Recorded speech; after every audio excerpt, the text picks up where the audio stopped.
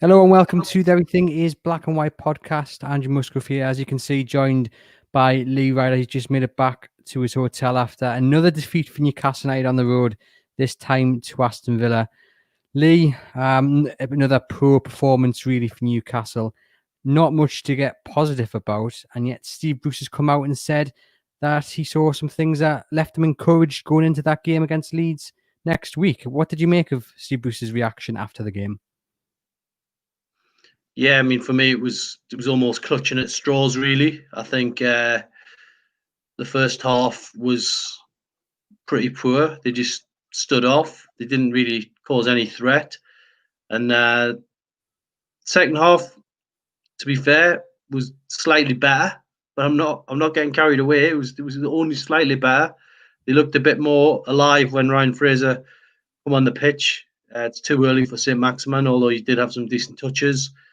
But no, it's clutching at straws. There's no doubt about that. And I think the story that seems to be emerging now is that Graham Jones is going to come in as coach, and rather than change manager, it seems that the tweaking the backroom staff gives Steve Bruce extra time in the job, which is what I reported last week. What do you make of that decision to bring someone else in and add to the backroom staff rather than replace a manager, which would be the other alternative? I think it's a money saver. Really, that's why they're doing it, because it would cost them 7-figure sum to get rid of Steve Bruce. It would then cost them 3 or 4 million to bring in another manager, pay his staff, pay bonuses if they do stay up. I mean, who is going to come in and do this job with no money to spend? So it feels like it's a bit of a cost cutter. It won't cost that much to get Graham Jones in, but it's for me, it's flawed with more questions, because if suddenly these do start to pick up, then does Graham Jones get the credit rather than the people that haven't been able to get results? It's a messy situation. And again, Steve Bruce expected a response to what's happened in previous weeks with the performance tonight. For me, there wasn't really anything there to get excited about. It was just much more of the same. They were just lacking creativity. They were standing off Aston Villa. The midfield was bypassed too easily. And yet, Steve Bruce in his press conference before the game, came out fighting. I'm pretty sure everyone would have read the article on Chronicle Live, your article, Lee, with the interview with Steve Bruce about, our paper pushing anyhow. I'll say that in inverted commas. What did you make of the response of the players and the response for Steve Bruce's team, given his comments pre-match? Yeah, I mean, it's one of them where it's disappointing that the newspapers and the local press get a bit of blame for results, because we don't pick the team. We just certainly don't go on the pitch, and we don't make transfer decisions and things like that. So we can only write about and analyse what is put in front of us, and what is in front of us at the minute is no wins in 10 games, 2 cup exits, one more shameful than the other at Brentford, and really a team that for me doesn't look as motivated as it should be. So, and as far as mentioning other managers concerned, that's part of the parcel now in the media.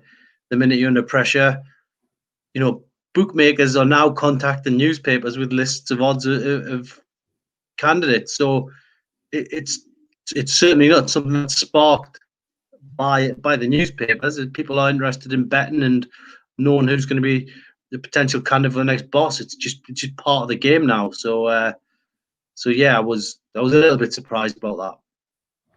Newcastle lost 2-0 to Aston Villa. Ollie Watkins got his first goal in 9 games. It was a bit of a calamitous one in the end. Fabian Schär going to try and clear the ball, and it flicked up in the air, and Watkins could knock it on. Questions about it being offside, but I mean, VAR and all that. It was checked, I think, but VAR ruled it. It could go ahead. But the defending up to that point for that goal had been shocking. They had a warning sign a few minutes before on the same flank, and stood off, and the ball came in. I think Watkins just missed it, and it ended up going out. 2 minutes later, another cross. Shelvey stood off this time, and Watkins scored. I mean, isn't that the basics that Newcastle should be getting right? You can't stand off quality whether it be the left back target or I think Jack Grealish, whoever is crossing it in, you can't stand off them and allow them to put the ball in the box like that. No, I mean, it was a half-hearted attempt to stop the cross to begin with, because surely Target would have been identified as one of the players that was going to do that before the game in any pre-match briefing or any team meetings that they were able to hold, or even just a simple instruction to stop the cross. Didn't happen. Fabian Schär then, tries to clear the ball, makes a hash of it. It was almost weighted perfectly for Watkins to sort of apply the finish. So that was a poor one. The second one, it's a corner. They've cleared it already, and then it's second ball. They can't deal with it, and it was great finish, to be fair. But he had a lot of time to pick his spot, and 2-0, it was game over. So Newcastle aren't good enough to score 3 goals, so they were never going to win. Were they going to draw? They've hardly scored in the last 10 games. They've hardly threatened the goalkeeper. So it was pretty much game, set, and match at half time. Callum Wilson, any man just shot on target today, and he looks like he's cutting this frustrated figure because he's just not getting the service. And Steve Bruce spoke about my way and pushing the players further up the field. But again, today was another case of sitting so far back and not really pressing the opposition into, passing the ball, making a mistake. At times Villa were just strolling through them. I think at one point you wouldn't have seen this because you were, at Villa Park, but Jamie Carragher at one point in the first half shouted, close them down. He couldn't quite believe what he was watching. And for me, that just summed it up. They were far too standoffish throughout the whole of the game. And I don't know, Lee, for me, they're lacking a bit of leadership and passion on the pitch. There's no urgency. What about you? What's your view on what you're watching currently? Yeah, confidence is a big factor. You mentioned Callum Wilson there. He's got it. He's amazingly, he's got 8 goals to his name this season, and that is a shock in itself. But for some reason, they just don't seem to have the ability to out, and you become a product of your environment. Your head goes down. You stop expecting the ball, and even when he eventually did get a decent pass, he tries to lay it off to Jamal Lewis, and it was a poor pass from Wilson. And Lewis complains, and Wilson's almost looking at him as if to say, "Well, yeah, welcome to what I've had to put up with, for the whole game." So it was just it was a nightmare in terms of attacking. Andy Carroll had a couple of opportunities in the first half when the ball from the box, but he was never troubling the goalkeeper. That's not where you put it for Andy Carroll. They'd do well to go back 10 years ago and look at videos of Joey Barton crossing the ball, or Andy Carroll putting it in that sort of corridor of uncertainty for him to latch onto.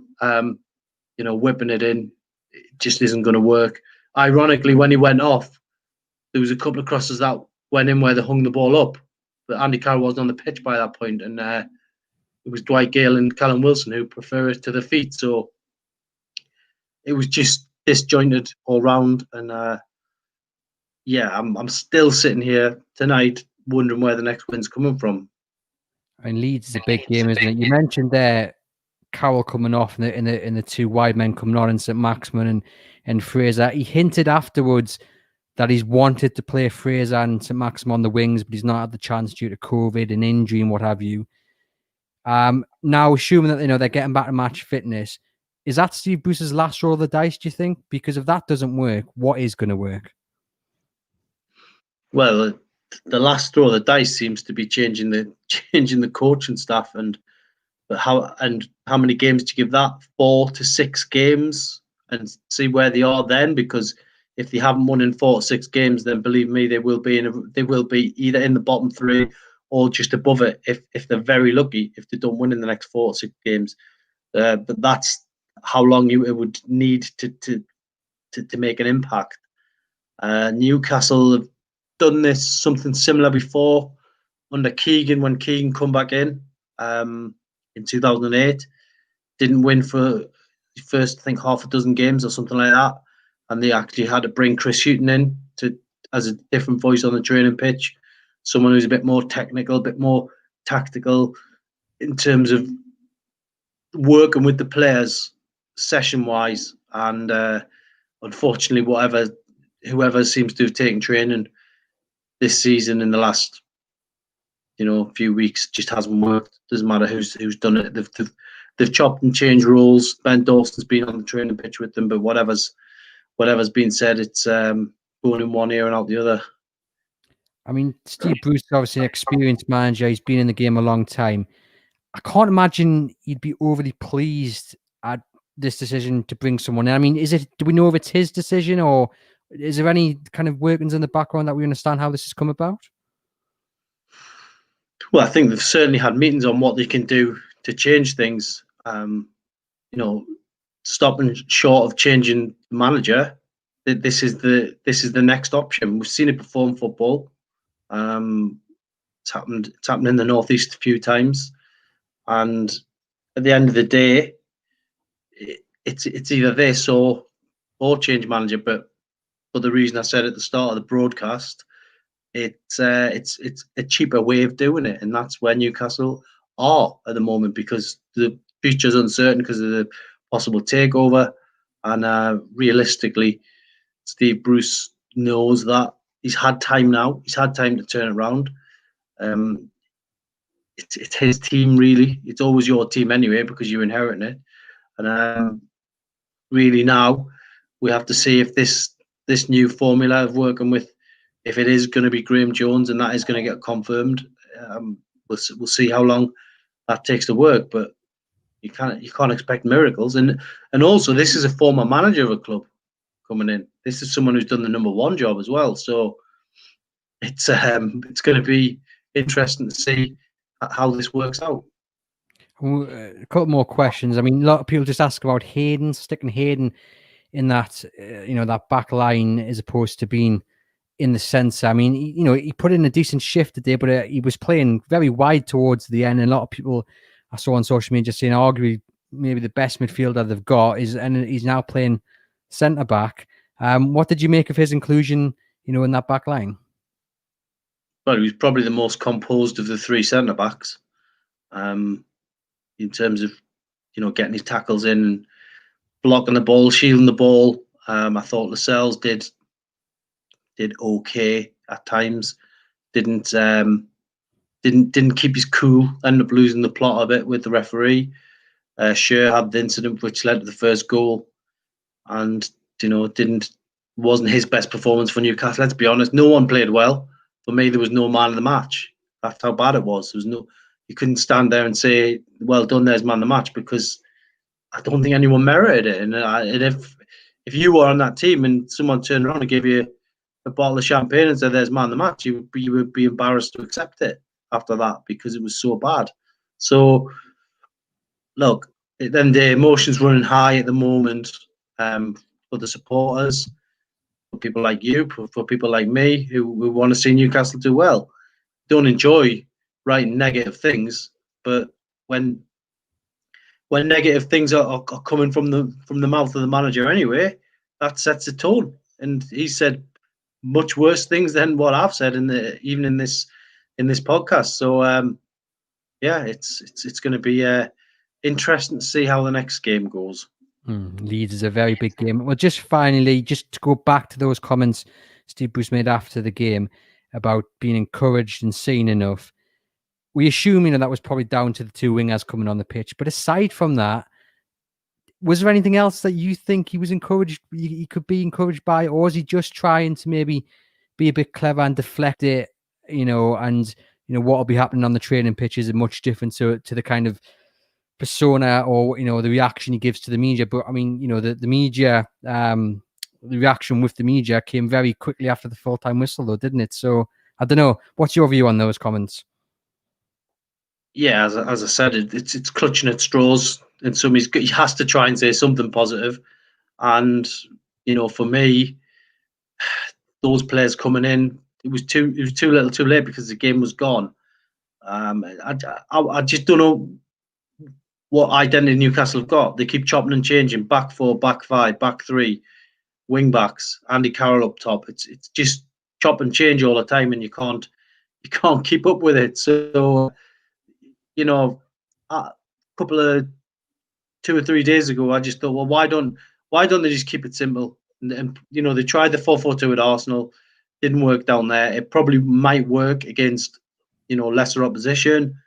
Why don't they just say play 4-4-2? Let's knock the ball long. That seems to be all we can do, and try and hit Andy Carroll. And if he gets any knockdowns for Wilson and Gale, then that's great. And if say Maximin and Fraser can slowly bed into the team, then all the better. But at the minute, they have got somebody in mind to bring in as a more tactical brains than me, and we'll wait and see how it works. Fantastically. Well, thank you for joining us. To you guys watching and listening, thanks for tuning in. Please remember to like and subscribe, whether it be on YouTube or the podcast channel. And head over to chroniclelive.co.uk where you can catch up with all these match report, player ratings, and Steve Bruce's reaction. Enjoy what is now your Sunday morning.